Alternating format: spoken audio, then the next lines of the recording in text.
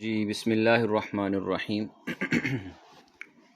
ہاں جی، آج ہم نے پڑھنا ہے 36 نمبر سوال، الفاصلہ۔ یہ علامات ترکیب جو علامات ہوتی ہیں ان میں سے ہے، اور یہ توضع بین الجمل المتصل المعنی للفصل بین الجمل القصیرہ۔ ایسے دو جملوں کے درمیان کلام میں استعمال کیا جاتا ہے کہ جو معنی کے اعتبار سے مترادف ہوتے ہیں، لیکن ان میں ہلکا سا فرق ظاہر کرنے کے لیے اس کو لایا جاتا ہے، اور عام طور پہ یہ چھوٹے چھوٹے جملے ہوتے ہیں۔ جیسے میں نے لاہور، کراچی اور اسلام آباد دیکھا ہے، تو لاہور اور کراچی کے درمیان میں آئے گا اس طرح۔ یشمل العصر العباسی الاول تسعۃ خلفاء اولہم الصفا۔ جو پہلے 9 خلفاء ہیں، میں نے تفصیل سے ان کی لسٹ بھی دی ہے اور ہر ایک پہ بات بھی کی ہے، اور یہ پہلے 9 خلفاء کی بات ہو رہی ہے۔ طہ حسین کی جو ولادت ہے وہ 1899 میں ہوئی تھی، جو کہ جدید عربی ادب کا حمید ہے، اور لٹریچر میں خاص طور پہ نثر عربی میں اور نقد ادبی میں اس کا ایک خاص مقام ہے طہ حسین کا۔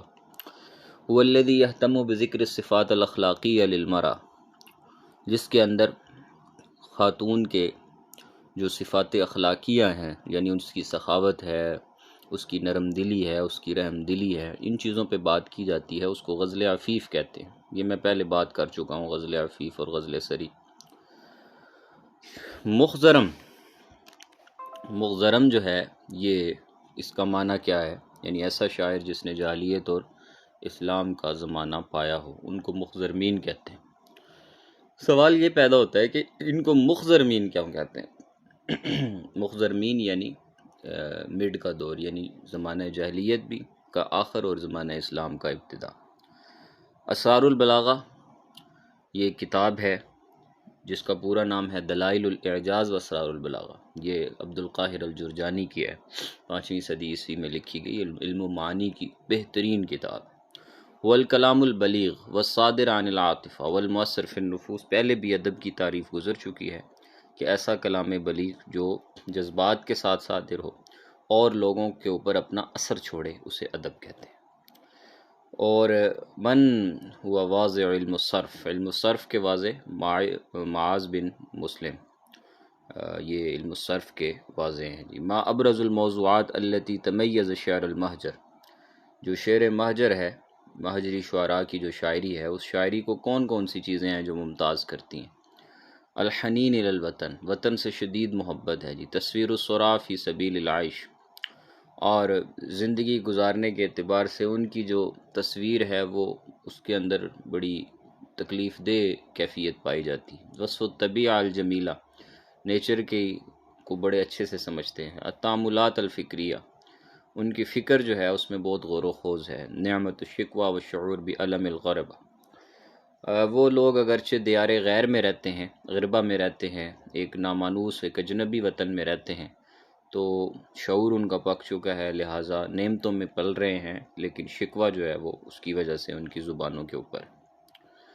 فی عصر من العصور الادبیہ ظہر فن الاخوانیات والاعتذار، یہ نابغہ زبیانی کا فن ہے، پیچھے ہم اس پہ بات کر چکے ہیں، عصر جاہلی میں یہ فن تھا۔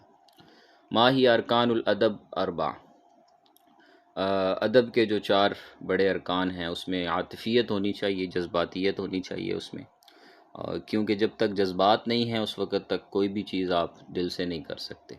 اور تخیل وسیع ہونا چاہیے، الفاظ اچھے ہیں، تراکیب اور افکار اچھی ہونی چاہیے۔ تشبیہ کے جو ارکان ہیں، مشبہ، مشبہ بھی، ادات تشبیہ اور وجہ شبہ۔ مشبہ جس کو تشبیہ دینی ہے، مشبہ بھی جس کے ساتھ تشبیہ دینی ہے، ادات تشبیہ وہ حرف جس کے ساتھ تشبیہ دینی ہے، اور وجہ شبہ جو مشبہ اور مشبہ بھی میں قدر مشترک ہے، جس کی بنا پہ تشبیہ دینی ہے، اس کو ہم وجہ شبہ کہتے ہیں۔ ما معنی اسم عنترہ، عنترہ یہ جہلی دور کے 7 بڑے جو سبع الملکات کے جو شعراء ہیں اس میں سے ایک ہے، اور عنترہ کو جو ہے وہ الذباب الازرق کہتے ہیں۔ اور ذباب الازرق کا مطلب یہ ہے چونکہ اس کی ماں جو ہے جو زبیبہ تھی وہ سیاہ تھی، تو اس وجہ سے، اور باپ اس کا چٹا گورا تھا، تو اس وجہ سے اس کو ذباب ازرق سے تعبیر کیا گیا۔ آگے ہے جی کہ ما هو الفن فی الادب العربی النثری الذي اقرب الى ان يكون قصہ قصیرہ مسجوعہ، ادب عربی کا وہ فن، نثری فن، کہ جو قصے کے قریب ترین ہے اور اس کے اندر شارٹ کٹ ہے، قصہ کثیرہ ہے، لیکن اس میں سجا بھی ہے، تو اس کو فن مقامات کہتے ہیں۔ مقامات کے اندر ایک ڈرامائی شکل ہے، قصہ بھی ہے، لیکن اس کے اندر جو ہے وہ مسجع و مکفّہ عبارتیں اور کلام بھی لایا جاتا ہے۔ کم اقسام المعرفہ، معرفہ کی 7 اقسام ہیں، اور وہ آپ کو پتہ ہے اعلام ہے، اسی طریقے سے اسماء اشارات ہے، اسماء موصولات ہے، اور مضاف بیک ازیہ ہے، تو 7 اقسام معرفہ کی ہیں۔ اور من صاحب لقب امیر الشعراء، امیر شعراء عصر حدیث میں احمد شوقی کو کہا جاتا ہے۔ باقاعدہ مجلس رکھی گئی تھی جس میں طے ہوا تھا کہ احمد شوقی امیر الشعراء ہے۔ ما هو الحروف الذي يدل على امتناع ہی لوجود غیرہ، کہتے ہیں کہ وہ حروف جو کہ امتناع کے اوپر دلالت کرتے ہیں، کس وقت؟ جس وقت کہ وہ چیز نہ پائی جائے، اس کا وجود نہ پایا جائے، وہ ہے لولا۔ لولا یہ شرط کے لیے بھی استعمال ہوتے ہیں اور امتناع کے لیے۔ اور ما ہم البردان، جو حدیث میں بردان کا لفظ ہے، 2 ٹھنڈی چیزیں، وہ صلاۃ الفجر والعصر ہے۔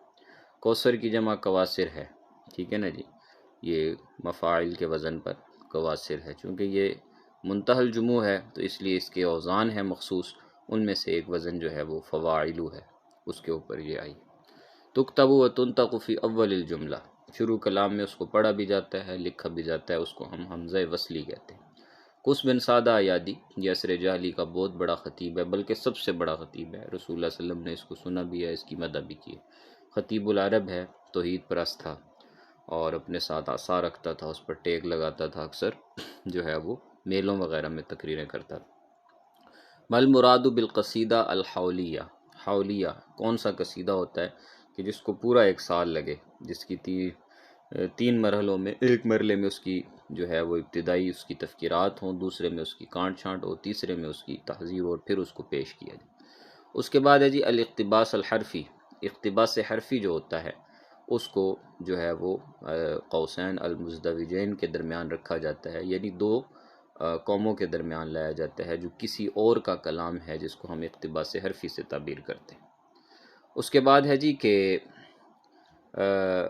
ہوا جعل المشبہ مشبہ به بادعاء ان وجہ الشبہ فیہ اقوی و اظہر، تو وہ تشبیہ مقلوب ہے، تشبیہ مقلوب کی تعریف کر رہے ہیں۔ تشبیہ مقلوب یہ ہوتا ہے کہ یعنی جو مشبہ ہوتا ہے وہ مشبہ بھی سے زیادہ اقوی ہوتا ہے، یعنی مشبہ تو وہ چیز ہے جس کو ہم نے تشبیہ دینی ہے کسی ایسی چیز کے ساتھ جو کہ جس میں حسن یا محسن، مثال کے طور پہ ہم نے اگر کسی بچے کو چاند سے تشبیہ دینی ہے تو لا محالہ چاند میں حسن زیادہ ہوگا، تو ہی ہم کہیں گے کہ یہ بچہ چاند جیسا ہے۔ لیکن اگر اس کے الٹ ہو جائے کہ ہم چاند کو تشبیہ دیں کہ یہ چاند تو اس بچے جیسا ہے، تو یہ ہو جائے گا تشبیہ مقلوب۔ التشبیہ لا یوضع فیہ المشبہ والمشبہ بہ فی صورت من صور التشبیہ المعروفہ بل یلمحان، اور ایسی تشبیہ کہ جس کے اندر مشبہ اور مشبہ بہ صراحتاً موجود نہیں ہوتے، معروف صورت میں نہیں ہوتے، بلکہ ان کی طرف ایک اشارہ مل رہا ہوتا ہے، ایک جرنل سی بات ہوتی ہے جس سے ہم ایک کیفیت بناتے ہیں کہ اچھا یہ مشبہ بھی ہوں گے اور تشبیہ کی بات ہو رہی ہے، تو ایسی تشبیہ کو تشبیہ ضمنی یا تشبیہ تضمنی کہتے ہیں۔ کہتا ہے جی کہ ایک شعر ہے کہ کأن اجرام النجوم لوامع درر نثرن علی بساط ازرق، کہتے ہیں کہ کأن اجرام النجوم لوامع، گویا کہ جو ستاروں کے جسم ہیں وہ ایسے چمکتے ہیں کہ وہ موتی ہیں، اور وہ کسی قالین کے اوپر، کسی جو ہے وہ قالین کے اوپر ان کو پھیلا دیا گیا ہے، تو یہاں بھی تشبیہ مقلوب ہے۔ اب حالانکہ چمک کے اعتبار سے تو ستاروں کے جو ٹکڑے ہیں ان کی چمک بہت زیادہ ہے موتیوں کے مقابلے میں، لیکن چمکتے ہوئے ستاروں کے ٹکڑوں کو تشبیہ دی ہے قالین کے اوپر پھیلے ہوئے موتیوں کے ساتھ۔ تو یہاں دیکھیں کہ جس میں وجہ شبہ زیادہ تھا اس کو مشبہ بنا دیا، اور جس میں کم تھا اس کو مشبہ بھی بنایا، تو اس کو ہم کہتے ہیں تشبیہ مقلوب۔ ربیعۃ بن رباع بن قرط بن حارث، یہ زہیر بن ابی سلمہ کا پورا نام ہے جی۔ معنی تشبیہ نہیں یہن یسہل الہوان بہ علیہ ما لجرح بمیت ایلام، کہتے جی اس میں تشبیہ ضمنی ہے کہ من یہن یسہل الہوان علیہ اور ما لجرح بمیت ایلام، کہ جو بندہ جو ہے وہ اپنی اہانت خود کرتا ہے، من یہن تو یسہل الہوان علیہ، تو اس پر ہر طرح کی ذلت برداشت کرنا، اس پر اہانت برداشت کرنا آسان ہوتا ہے، کہ ما لجرح بمیت ایلام، کہ جو میت ہے اسے آپ تکلیف بھی دو تو اسے زخموں کا درد نہیں ہوتا، مالی جرحن بمیت ایلام۔ تو یہاں پر دیکھیں مشبہ بھی نہیں ہے، لیکن دو کیفیتیں ہیں، ان کو آپس میں مد مقابل لایا جا رہا ہے، تو یہ تشبیہ ہے، اس کو کہتے ہیں تشبیہ ضمنی تضمنی تشبیہ۔ اور علامت الفعل المضارع، یہ ہم پہلے بھی کر چکے ہیں، ابو بکر جن کا غسل، یہ بھی پہلے ہم سی کیوز گزر چکا ہے ہمارا۔ اس کے بعد ہے جی دراست المخطوطہ تشمل علی، جو مخطوطات کی سٹڈیز ہوتی ہیں اس کے اندر حیث یہدف هذا العلم بالمواد وغالبا ما يشار الیہا باسم علم اثارت الماثورہ او الاسفار القدیمہ والطرق المستخدمہ فی صناعت الکتب الکتاب وتجلیدها۔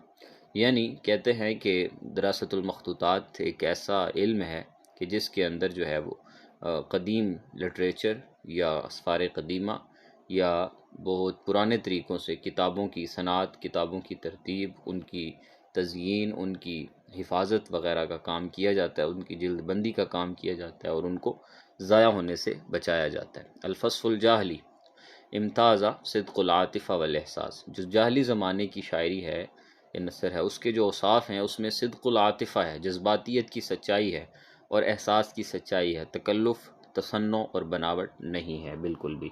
اسی وجہ سے اس شاعری کو ممتاز شاعری جو ہے وہ قرار دیا گیا ہے۔ یہ ایک شعر ہے جی شبہ القارہ کے شاعر ابو ضلع سندھی کا، جو کہ ابتدائی دور کے شاعر ہیں، کہ یا نفس صبرن لا تہلکی یاسن قد فارق الناس قبلک الناسا صبرن جمیل فلست اول من اورثت الضاعنون وسواسا۔ کہتے ہیں کہ اے نفس صبر کر اور اپنے آپ کو مایوسی سے ہلاک نہ کر، کہ اس سے پہلے بھی لوگ جدا ہوئے ہیں، لوگ جدا ہوتے رہتے ہیں۔ صبرن جمیل، صبر ہی بہترین چیز ہے، فلست اول من، تو کوئی پہلا نہیں ہے کہ اورثت الضاعنون، کہ جس کو جانے والوں نے، زائنون زائن سے ہے، اونٹ کی سواریوں کو کہتے ہیں، کہ جس کو جانے والوں نے وارث بنایا ہو، وسواسا آئے علامہ، جس کو تکلیف کا، درد کا وارث بنایا ہو، تو اب پہلا نہیں ہے، اس سے پہلے بھی لوگ جدا ہوتے ہیں اور دل بھی ٹوٹتے ہیں، غم بھی پہنچتے ہیں۔ تو یہاں پر کیا ہے شعر میں؟ تاکید لنفس عن صبر جمیل، یعنی صبر جمیل کے اعتبار سے کسی نفس کو تاکید میں اضافے کے اوپر ابھارا جا رہا ہے۔ یکون فعل المجرد قسمان، فعل مجرد کی دو قسمیں ہیں، ثلاثی اور رباعی، اور الثلاثی مع مضارعہ ابواب ستۃ، اور جو ثلاثی ہے اس کے جو ابواب ہیں وہ 6 ہیں، 6 باب ہیں، ماضی اور مع مضارع، اس کے مضارع کے ساتھ اس کے 6 باب ہیں جو ثلاثی ہے۔ اچھا ہے جی، من القائل الیوم خمر وغدا امر، آج جو ہے وہ شراب پینے دو اور کل بدلے کا دن ہے۔ یہ امرؤ القیس نے کہا تھا جب اس کو اپنے باپ کے انتقال کی، قتل کی خبر ملی تھی، تو شراب کا جام اس کے پاس تھا، تو اس نے کہا تھا کہ آج میں شراب پیوں گا، کل میں بدلے کے لیے نکلوں گا۔ شاعر ہے جی اس کا امرؤ القیس بن حجر۔